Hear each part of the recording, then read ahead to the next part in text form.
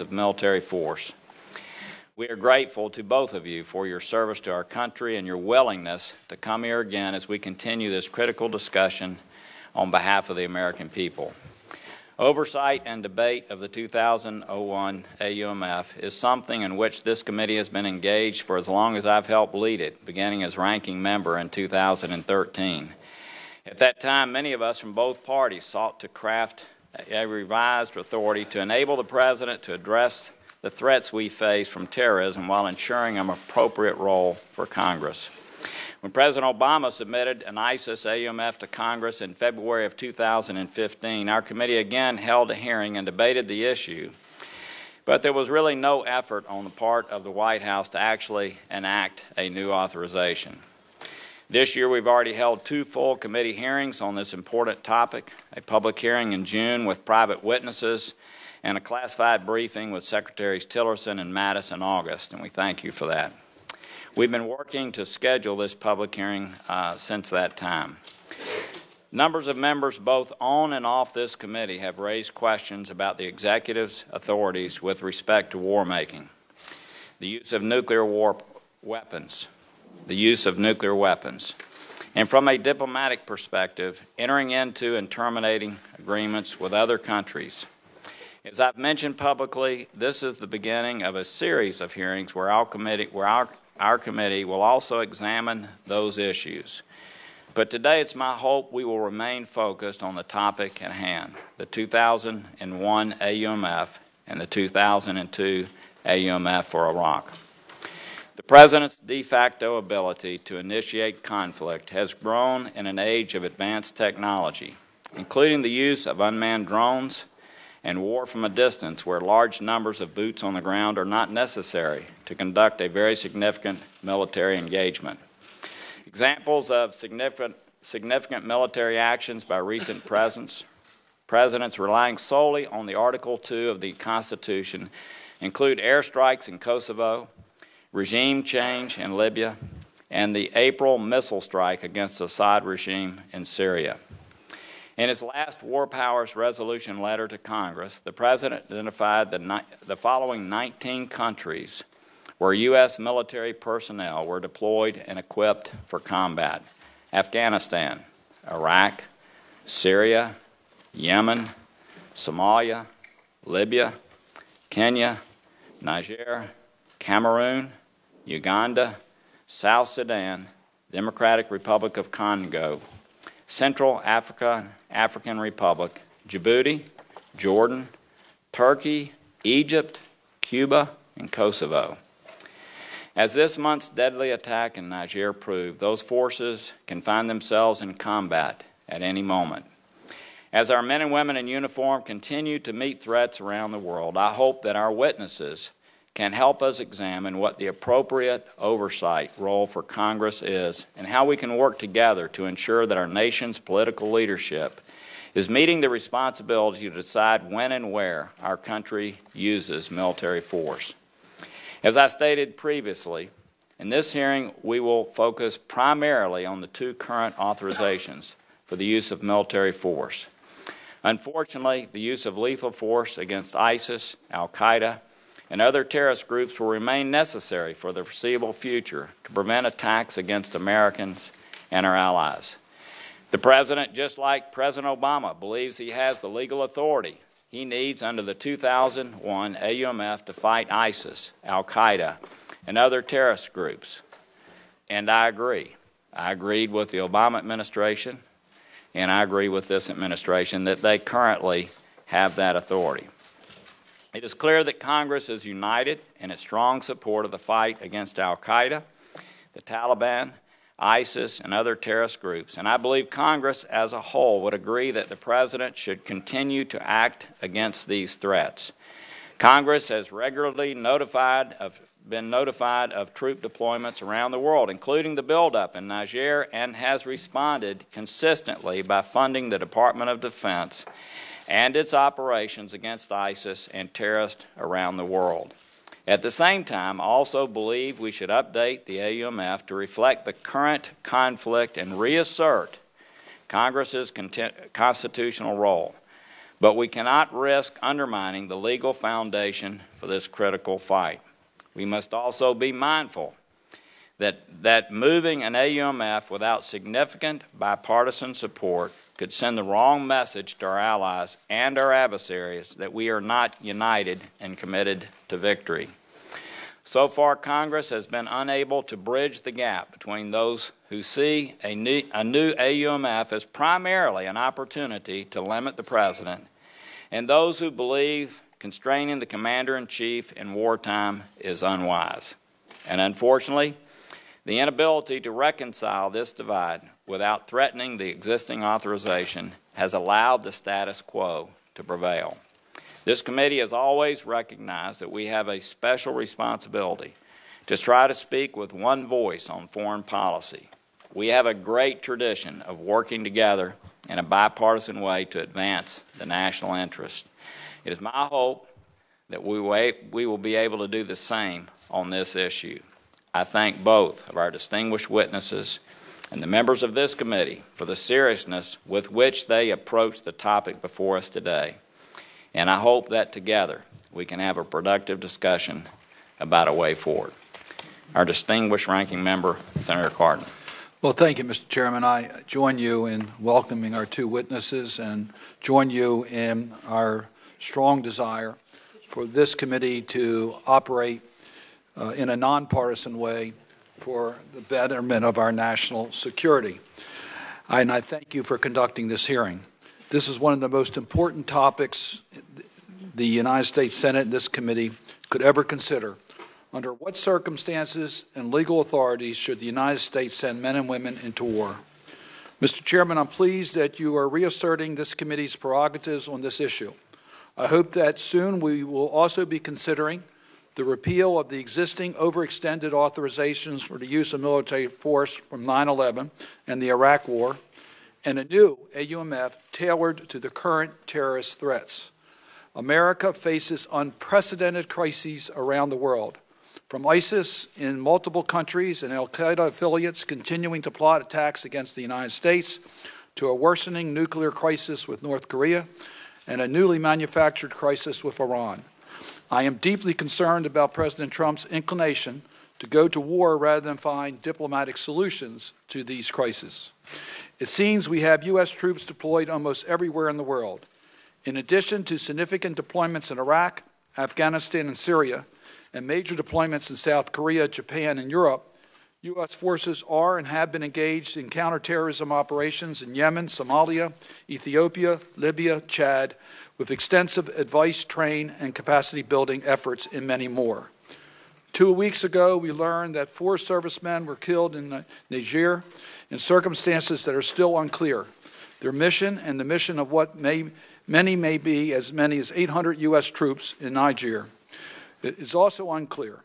The loss of these 4 courageous soldiers, Sergeant LaDavid Johnson, Staff Sergeant Dustin M. Wright, Staff Sergeant Brian C. Black, and Staff Sergeant Jeremy W. Johnson, show the danger faced by men and women who are deployed around the world, whether they are deployed with the expectation of combat or not. Our hearts are with the families of these soldiers. They serve their country courageously, and their families deserve the respect and appreciation that all men and women should receive after losing a loved one. During this hearing, I'm going to be asking the witnesses some specific questions about the Niger incident, the mission these soldiers were performing, and the legal authorities for their deployment. That's our responsibility, this committee's responsibility. If our witnesses are unable to answer these in open hearings, then I'm going to ask that you return to provide this committee a classified hearing. I think that we and the American people are now asking, if the United States is fighting and dying in Niger, where else are U.S. forces put in harm's way? Some information has been provided to the Congress on this issue, including the June 27 notice to Congress that the chairman referred to. But there has been inadequate explanation of what activities are actually being done and under what legal authority. That is this committee's responsibility to deal with the authorization. Protecting the American people from terrorism stemming from threats around a world is certainly important. But I think there needs to be more public discussion and light on these activities, because I do not think the American people want the United States conducting a global, endless shadow war under the radar, covert, and beyond scrutiny. There have been developments since this committee last conversation on this topic with the secretaries in August. First, ISIS control of contiguous territories in Iraq and Syria have been broken, with hundreds of ISIS fighters killed and hundreds more surrendering. Second, the crisis with North Korea has gotten worse, with North Korea testing both the ICBM with the ability to reach the United States and thermonuclear device amid a bitter war of words and threats between President Trump and Kim Jong-un. Third, President Trump has even threatened the use of military options in response to the crisis in Venezuela. And finally, I'm aware that we cannot discuss all the aspects of the use of the authorization for military force in this meeting. The Foreign Relations Committee has jurisdiction over the AUMF and security assistance in the Senate and an obligation to provide oversight as to how they can be used.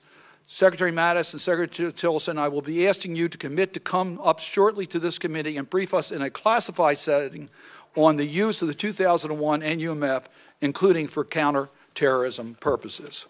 As I said at our hearing in June, the 9/11 and Iraq AUMF have now become mere authorities of convenience for presidents to conduct military activities anywhere in the world. They should not be used as the legal justification for the administration's military activities around the world.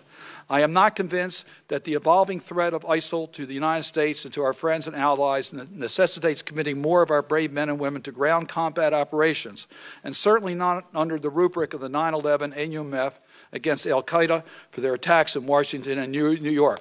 I'm going to repeat one more time for the record what that says. The 2001 AUMF said the President is authorized to use all necessary and appropriate force against those nations, organizations, or persons he determines planned, authorized, committed, or aided the terrorist attacks that occurred on September 11, 2001, or harbored such organizations or persons in order to prevent any future acts of international terrorism against the United States by such nations, organizations, and purposes. As one who voted for that AUMF when I was in Congress in 2001, I never intended, and I think all of us never intended, it would still be used today to justify the use of military force against ISIS. I just want one last point, if I might, Mr. Chairman, and that is, I think it's very clear that under this authorization, there is no authorization for the use of military force against North Korea unless there's absent an imminent attack upon the United States or upon forces or allies in this region. I'd be interested in hearing the Secretary's belief as to what authorizations exist today for military operations against North Korea. Finally, it's important for Congress to better exercise its oversight over the use of force now. The United States has relied for too long on military force as the first response to the problems of terrorism, insurgency, and instability abroad. In this administration, one wonders whether it's become the first and only response. It has proposed dramatic increase in the defense budget while the foreign affairs budget has been slashed by 30%. Very soon, practically the only tools left in the U.S. foreign toolbox will be the massive hammer applied everywhere for lack of better options. We need to both authorize and to set limits on the use of that hammer. In so doing, perhaps the administration will rediscover the necessity, the value of diplomacy, development, and support for human rights as the means to build safer worlds for everyone, especially the United States. I know that our two witnesses share the commitment to our national security and the importance of diplomacy and the use of our military, and I look forward to their testimony. Thank you, Senator Cardin. We thank both of you for being here today. You have tremendous respect by almost every member of this committee. We support your efforts around the world. And if you could limit your comments to about 5 minutes or so, you're going to have a lot of questions. I know any written materials that you'd like to have entered into the record will be done without objection. And I guess we'll start with you, Secretary Tillerson. Again, we thank you for your extraordinary efforts on behalf of our country. Thank you, Mr. Chairman. Chairman Corker, Ranking Member Cardin, distinguished members, I appreciate the opportunity to speak to you today. I know the Senate's desire to understand the United States legal basis for military action is grounded in your constitutional role related to foreign policy and national security matters. I understand your sense of obligation to the American people well in this regard. In the 2001 Authorization for Use of Military Force, or AUMF, Congress authorized the President to, quote, to use all necessary and appropriate force against those nations, organizations, or persons he determines planned, authorized, committed, or aided the terrorist attacks that occurred on September 11, 2001, or harbored such organizations or persons. Congress granted the President this statutory authority, quote, in order to prevent any future acts of international terrorism against the United States by such nations, organizations, or persons.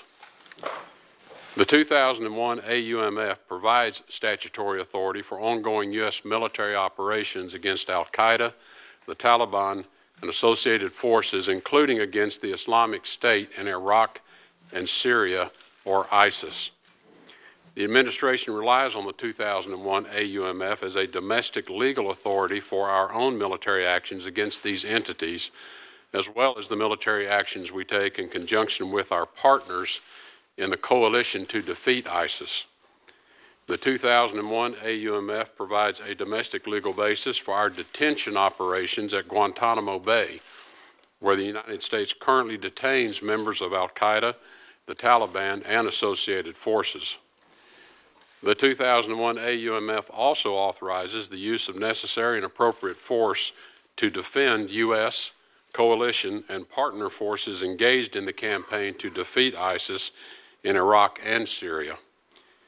In Syria, the efforts of the U.S.-led coalition are aimed at the defeat of ISIS. The United States does not seek to fight the Syrian government or pro-Syrian government forces. However, the United States will not hesitate to use necessary and proportionate force to defend U.S., coalition, or partner forces engaged in the campaign against ISIS.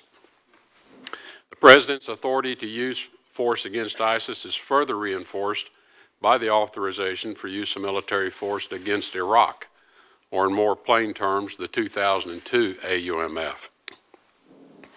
In addition to authorities granted to the President by statute, the President has the power under Article 2 of the Constitution to use military force in certain circumstances to advance important U.S. national interest, including to defend the United States against terrorist attacks. As an example, President Reagan relied on his authority as Commander-in-Chief in 1986 when he ordered airstrikes against terrorist facilities and military installations in Libya following a terrorist attack by Libya in West Berlin, which killed and wounded both civilians and U.S. military personnel. The United States has the legal authority to prosecute campaigns against the Taliban, al-Qaeda, and associated forces, including ISIS, and is not currently seeking any new or additional congressional authorization for the use of force. The 2001 AUMF remains a cornerstone for ongoing U.S. military operations and continues to provide legal authority relied upon to defeat this threat. However, should Congress decide to write new AUMF legislation, I submit to you several recommendations that the administration would consider necessary to a new AUMF. First, a new AUMF authorities must be in place prior to or simultaneous with the repeal of old ones. Failure to do so could cause operational paralysis and confusion in our military operations. Diplomatically speaking, it could cause our allies in the global coalition to question our commitment to defeating ISIS. And potential repeal of the 2001 AUMF without an immediate and appropriate replacement could raise questions about the domestic legal basis for the United States' full range of military activities against the Taliban, al-Qaeda, and associated forces, including against ISIS, as well as our detention operations at Guantanamo Bay. Second, any new authorization should not be time constrained. Legislation which would arbitrarily terminate the authorization to use force would be inconsistent with a conditions-based approach and could unintentionally embolden our enemies with the goal of outlasting us. Any oversight mechanism in a new AUMF also would have to allow the United States the freedom to quickly move against our enemies without being constrained by a feedback loop. Third, a new AUMF must not be geographically restricted. As is the case under the current AUMF, the administration would need to retain the statutory authority to use military force against an enemy that does not respect or limit itself based on geographic boundaries. As ISIS's fraudulent caliphate in Iraq and Syria has crumbled, it has tried to gain footholds in new locations. As was discussed with the Senate during a closed Defeat ISIS briefing in July, the United States has a limited military presence in the Lake Chad Basin to support partners, including France, in their counterterrorism operations in the region. This information is also being conveyed to you in multiple periodic reports submitted to Congress consistent with the War Power Resolution. The collapse of ISIS's so-called caliphate in Iraq and Syria means it will attempt to burrow into new countries and find new safe havens. Our legal authorities for heading off a transnational threat like ISIS cannot be constrained by geographic boundaries. Otherwise, ISIS may reestablish itself and gain strength in vulnerable spaces. The United States must retain the proper legal authorities to ensure that nothing restricts or delays our ability to respond effectively and rapidly to terrorist threats to the United States. Secretary Mattis and I, along with the rest of the administration, are completely aligned on this issue. We fully recognize the need for transparency with you as we respond to what will be a dynamic regional and global issue. We will continue to regularly update Congress and to make sure you and the American people understand our foreign policy goals, military operations, and national security objectives. I thank the committee for supporting our efforts and look forward to your questions. Thank you. Secretary Mattis, we thank you also for being here and your extraordinary service, not only as Secretary, but through many, many years in our military. We especially appreciate the fact that the two of you work together constantly to deal with issues in a unified voice, and we very much appreciate that. With that, if you'd begin. Thank you, Chairman Corker, Ranking Member Cardin, members of the committee. It is appropriate we appear before you today to explain what we're doing from DOD's perspective in our counterterrorism campaign and why. This has been a long 16-year global conflict characterized by a very different form of warfare, specifically terrorism, fueled by extremism aimed at innocents around the globe. Traditional campaigns to protect our people must adapt to the reality of today's non-traditional transnational character of this fight.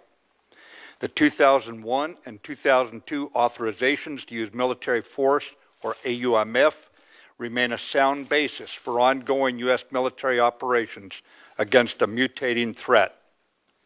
In the aftermath of the deadly 9/11 attack and to prevent future acts of international terrorism against the United States, Congress passed the 2001 AUMF, finding the President has, and I quote, authority under the Constitution to take action to deter and prevent acts of international terrorism against the United States. The 2002 AUMF provided the President with authority to, and I quote again, defend the national security of the United States against the continuing threat posed by Iraq, unquote. Previous administrations have cited these statutory authorities to address the threat posed by terrorist groups in Iraq and Syria. As demonstrated by presidents from Washington to Lincoln, Wilson, FDR, and their successors, it lies firmly within any president's constitutional authority and responsibility as the elected commander-in-chief to designate who presents a threat to our country. To date, this Article II authority, reinforced by the 2001 and 2002 AUMFs, has been used to take action against al-Qaeda, the Taliban, ISIS, and associated forces. Following the December 2011 pullout of our forces and from Iraq and the outbreak of civil war in Syria, al-Qaeda in Iraq regained strength and rebranded itself as ISIS. In 2014, under its new name, ISIS unleashed mayhem in the heart of the Middle East, building its self-described caliphate and attracting the allegiance of terror groups from the Sahel to Southeast Asia, groups which plan, inspire, and conduct external attacks around the globe, attacks that include San Bernardino, Paris, Orlando, London, and the Philippines, to name only a few. Though a statement of continued congressional support would be welcome, a new AUMF is not legally required to address the continuing threat posed by Al-Qaeda, the Taliban, and ISIS. Article 2 of our Constitution, the 2001 and 2002 AUMFs, provide sufficient legal authority for us to engage and defeat the current threat, which we are doing by working by, with, and through our allies and partners. That said, any new congressional expression of unity, whether or not an AUMF, would present a strong statement to the world of America's determination, demonstrating, as Senator Kaine has stated, quote, an important message of resolve to the American public and our troops that we stand behind them in their mission, unquote. With that for background, I would like to note that to successfully prosecute the counterterrorism campaign, any debate on a new or revised AUMF needs to incorporate the following factors. First, the 2001 and 2002 AUMF should not be repealed.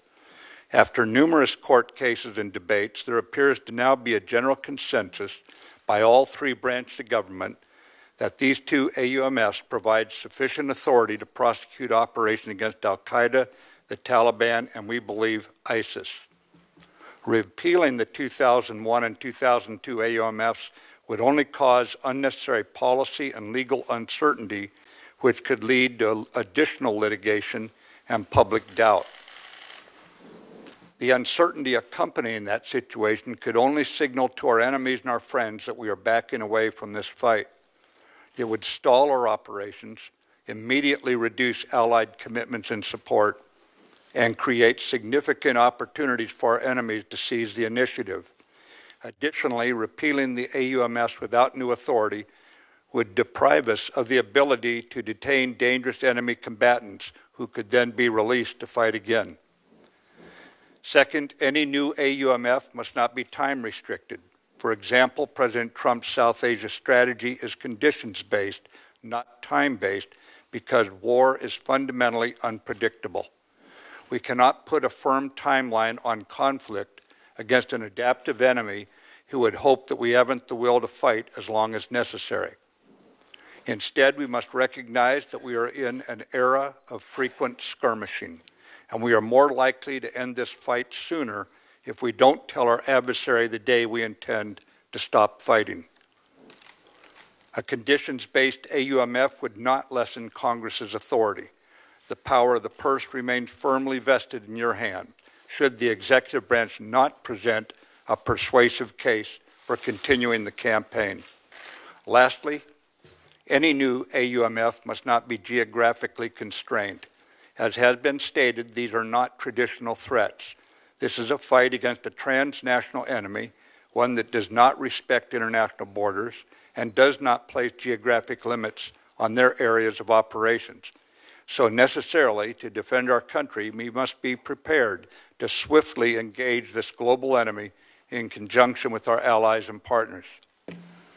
Regardless of the adaptations we must make for the common defense, I recognize that it is incumbent on the Department of Defense to keep Congress fully informed to fulfill its constitutional role, and I will continue to do so. Accordingly, as our troops on the battlefield carry out the last 300 meters of American foreign policy to protect our way of life, I ask Congress for your continued support and commitment to ensure we retain the necessary authorities to take our own side in this fight. Thank you.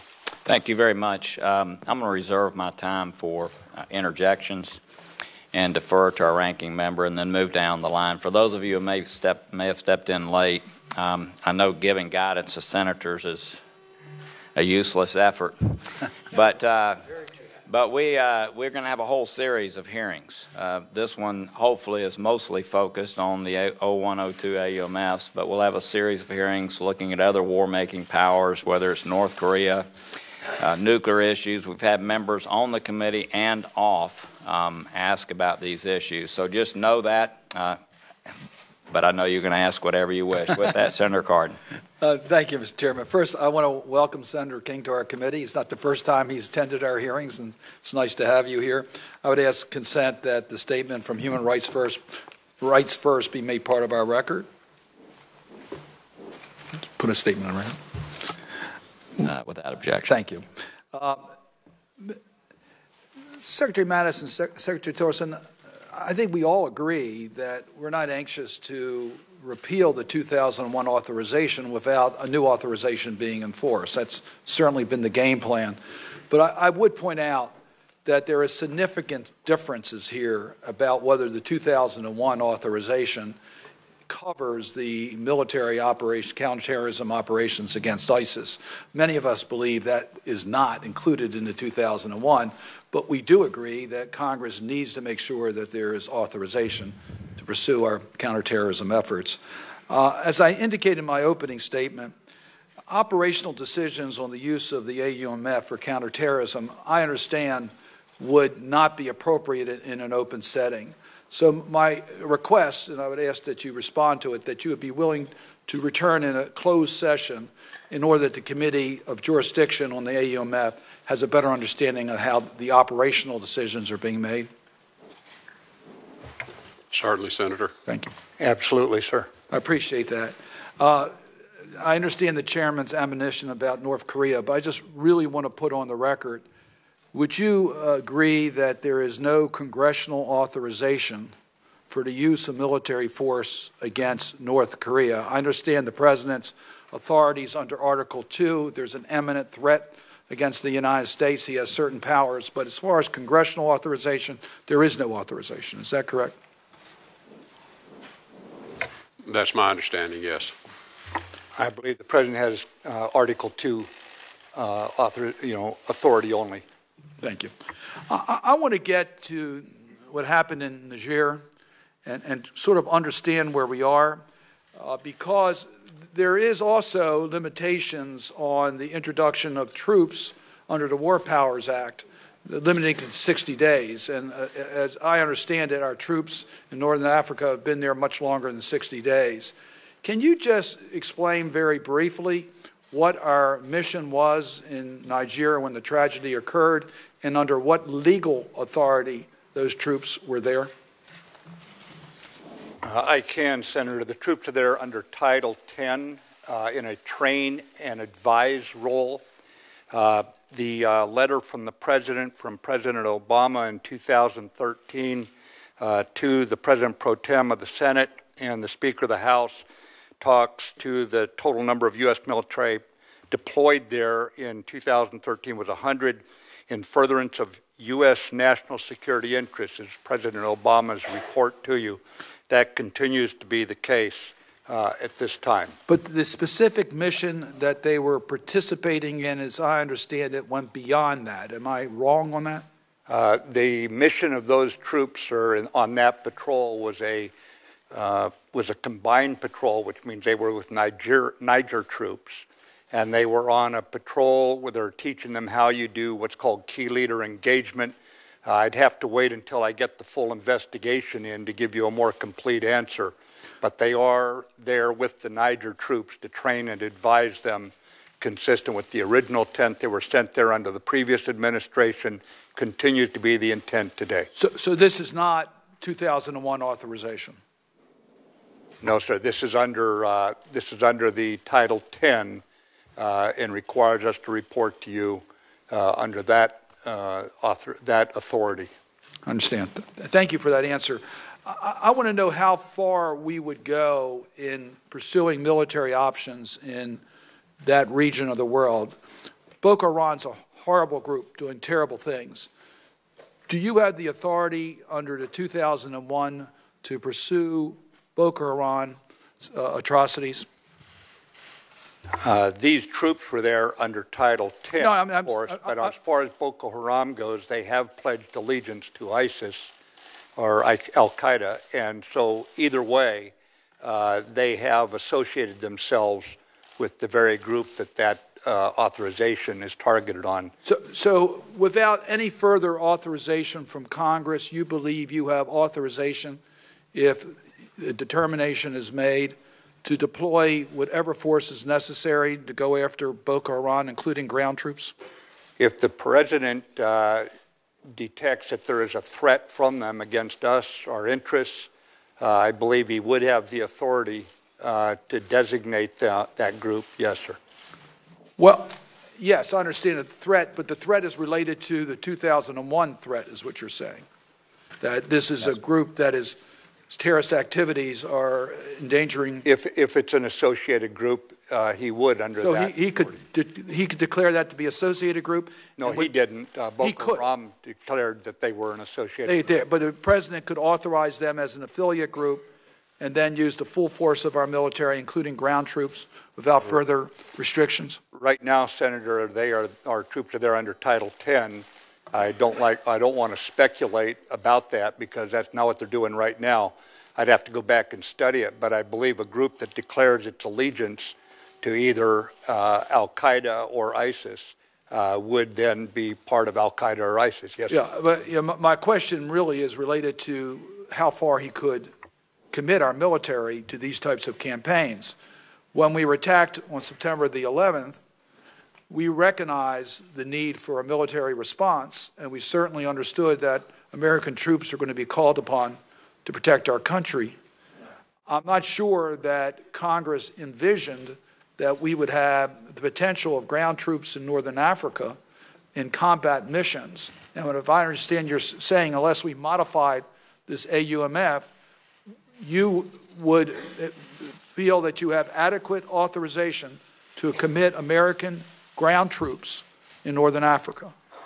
Senator, if the President determined they're a threat to the United States and under the AUMF, if they say they are allied with Al-Qaeda or ISIS, yes, sir, I believe so. Thank you. Thank you. Senator Johnson. Thank you, Mr. Chairman. Let me first start out by thanking both the secretaries for their service to the country. Let me pick up on the point of ground troops. Secretary Mattis, in your testimony, you talked about a 16-year global conflict, totally different than anything we've really witnessed in the past. I remember when we had this discussion a couple of years ago with the advent of ISIS, trying to rewrite a new authorization for use of military force. There's an awful lot of discussion about limiting ground troops, no ground troops. Secretary Tillerson, I think you said in your testimony, you talked about the caliphate is basically ended, is it not? Or really darn close? Well, we have liberated a large amount of area in Iraq and Syria, but that fight is not over yet. Secretary Mattis, is there any way we could have done what we've done so far with the caliphate without ground troops? I don't believe so, Senator. And yet, 2 years ago, we were debating in this committee replacing the authorization for use of military force with one that would have restricted President Obama's and his replacement, his successor, his or her ability to use ground troops. That would have been a big mistake, wouldn't it? Senator, generally speaking, when you don't tell the enemy in advance what you're not going to do, that's not a wise, even if you don't choose to do it, there's no need to announce that to the enemy and relieve them of that concern. You know, in the 2001 authorization, I personally don't think the 2001 applies to this situation. I really don't when you read it. But by precedent, it does.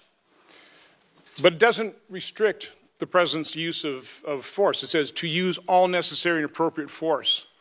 And then it goes on to describe what those nations, what those organizations really are. In a real declaration of war against Japan and Germany, Congress declared that the President is authorized and directed to employ the entire naval military force of the United States and the resources of the government to carry on the war against, in this case, the government of Germany, and to bring the conflict to a successful termination. All the resources of the country are hereby pledged by the Congress of the United States. So both in 2001 authorization and the declarations of war against both Germany and Japan, there were no restrictions. We pledged all necessary resources of this country to defeat of our enemy. In both of your testimony, you laid out 3 conditions. One thing I want to clear up, Secretary Mattis, you said we should not repeal the 2001-2002. Later on, you talked about without a new authorization. There's no difference in your testimony, correct? No, sir. You can repeal them as long as you have something else in its place. Well, there are some lawyers who will say it's good to hold on to what you have, even if you pass a new one that perhaps changes it in some way. But so is there a slight difference between your two testimonies then? You would prefer keeping the 2001-2002 AUMF in place? I'd have to see what came out next, Senator, but right now I'd say yes. We've been through a lot of difficulty trying to get the three branches of government aligned on this. Okay. I'm not disagreeing with you in any way, shape, or form. You both said that if there's a new AUMF, it should not be time restricted. You both said it should not be geographically restricted. I was waiting for the fourth, but neither one of you said this. There should be no operational restrictions. Do you believe there should be operational restrictions as we contemplated a couple of years ago? No ground troops or something of that type of restriction? Secretary Tillerson. No, I do not think we can restrict operations given the way this particular enemy morphs, changes its tactics. As we saw with the emergence of ISIS, we start with what might be a fairly limited group of terrorists who then are able to overrun large territories and amass armies, essentially their own armies of tens of thousands. That requires a very different use of force than trying to chase and defeat terrorists that are making their way through the jungles in smaller numbers. Now, this is an enemy that changes its name, it moves across borders, it is a non-state actor, and it has morphed and changed over this 16 years, which I know is part of why this is such a vexing issue, because it does not fit a declaration of war. Certainly it doesn't fit the criteria that Congress has used in the past for declarations of war. It's a totally different enemy than we faced in the past, but this has been a 16-year struggle. I don't think it's going to be over anytime soon. Secretary Mattis, can you describe what has changed in the change of the administration that has allowed us to defeat the caliphate in relatively short order compared to what had been happening the previous 2 years?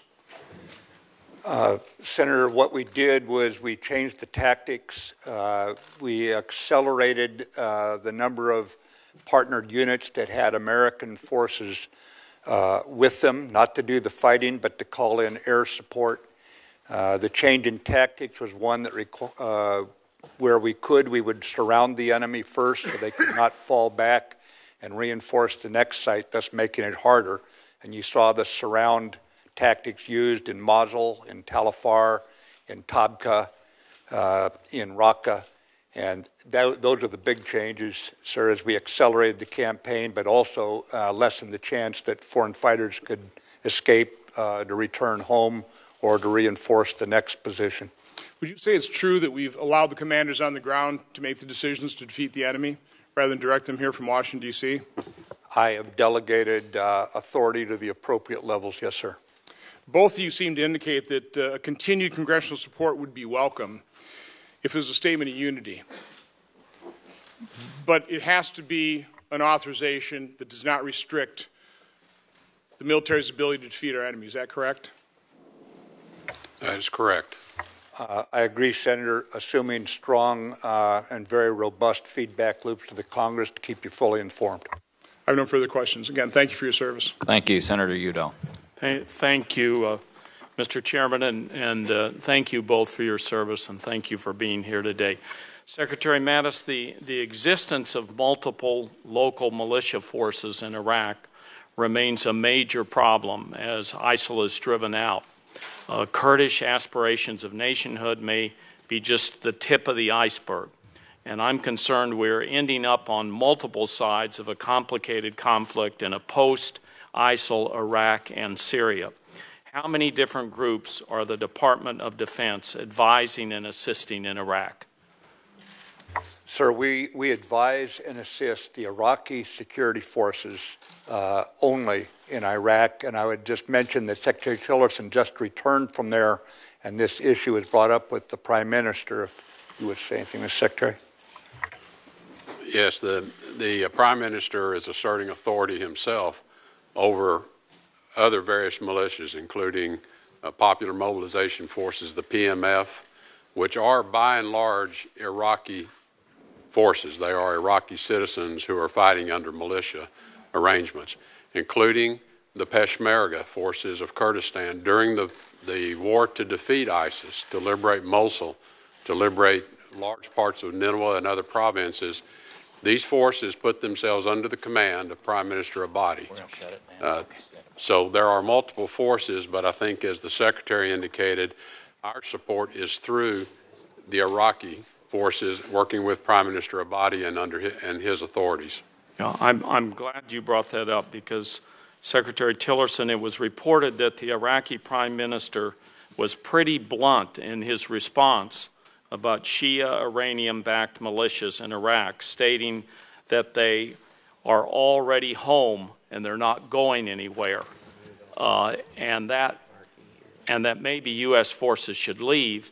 If U.S. forces are told to leave, will we depart Iraq, or will we stay uninvited, as our forces are doing in Syria, and under what legal authority will they remain?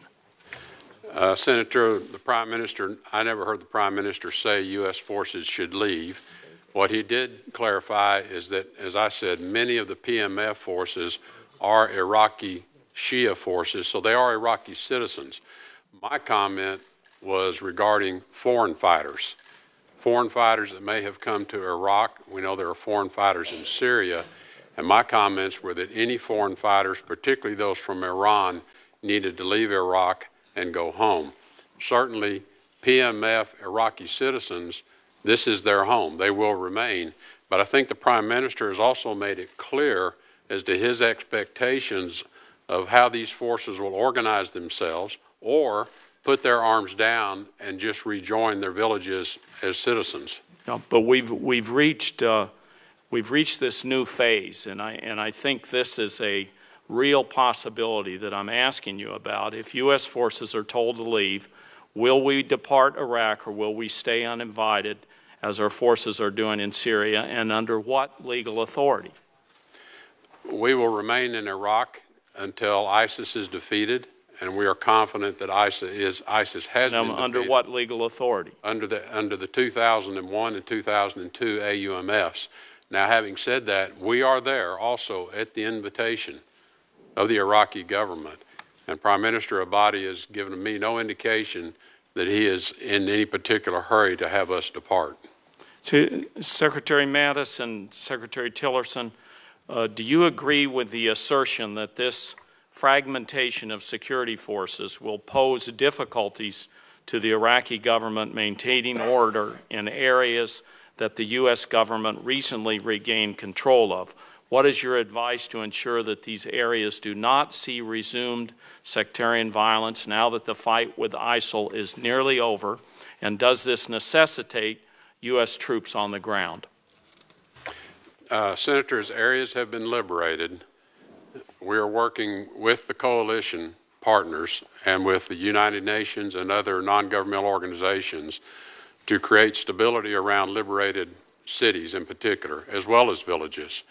And that means having the military forces, the armies, pull back out of the villages, allow our coalition to enter those villages, undertake demining of the villages so that it's safe for people to return, and then begin the process of training local, basically police forces. And we have a number of coalition partners that have undertaken that activity. So as we are liberating areas, we are preparing security forces, local security forces, to transplant the military forces. Prime Minister Abadi made this direct observation to me. He said, I have to get my armies out of the cities. They're not policemen. They're not trained to be policemen, and they're not equipped to be policemen, and I have to replace them with trained security forces to carry out police activities and provide security for the civilians as they return. There's a lot of work to do to stabilize these areas, but that is how we will lock in the military gains that have been achieved with the liberation. Secretary Mattis, do you have a comment on that issue? It's the Iraqi forces and, operating under Prime Minister Abadi that have liberated these areas. It's not any other armed groups. Now, there are PMF forces that are engaged with them, but he has insisted that they fall under the authority of his field commanders. That is being imperfectly done. I wouldn't say it's happening in all cases, but you have seen the successes enjoyed so far. And we are moving now against Al-Qaeda with Iraqi forces to restore the border against Syria. So you see it unfolding in that direction. The next step is exactly what the Secretary of State has laid out. Thank you both. Thank you, Mr. Chairman. Thank you. I think Senator Flake, you're next. If it's okay, maybe we'll go with about 3 minutes of your questions and then come back and you can resume if that's okay. All right. That's fine. Okay. Thank you, Mr. Chairman. Thank you for being here. I think that here, in the Senate, we aspire to be more than just one cog in a feedback loop. This is the body with Article 1 authority to declare war and to authorize the use of military force. I understand the importance in looking at your 3 items that shouldn't put a new AUM in place, or shouldn't repeal the old one until a new one is in place. No time constraints, we'll get to that in a second, not geographically limited, and the AUMF that Senator Kane and I have introduced, the bipartisan AUMF, I think meets the conditions of the 1 and 3. But number 2, with regard to time constraints, anybody want to hazard a guess of how many in this body right here in the Senate Foreign Relations Committee were in the Senate when the 2001 AUMF was passed? Not one. Not one member of this panel was in the Senate when the 2001 AUMF was passed, or the 2002 for that matter. 7 of us were in the House during that time and voted on it, but not one has had the opportunity to weigh in on it 16 years later. I would argue that the concern about giving our adversaries notice that we have to vote on something may be an issue, but it's overwhelmed in a big way by not having Congress buy in and not having us have skin in the game. It simply allows us to criticize the administration, Republican or Democrat, if we don't like what they're doing, because we haven't weighed in. We haven't said our piece. We haven't voted on this. So I would simply say that any concern about having to come back, we have a 5-year sunset on ours, 5-year. That's pretty long. But Congress needs to weigh in. We have to make sure that our adversaries and our allies, and most importantly, our troops, know that we speak with one voice. And so I hope that as we go along, we can talk about the relative importance of signaling that we might leave or might not finish, and not having Congress weigh in at all, and go for 16 years before we actually weigh in or have any skin in the game. We, as I said, ought to aspire to be more than just part of a feedback loop. Article 1 authority is more than that. So with that, I'll hold back. Thank you, Bertie. If you'll keep 4 minutes and 15 seconds on Senator Flake's time, if we could all sprint over and sprint back, you'll start again as soon as we get back, and we'll recess for about 14 minutes, I hope. Thank you. You're welcome to come into the back or do whatever.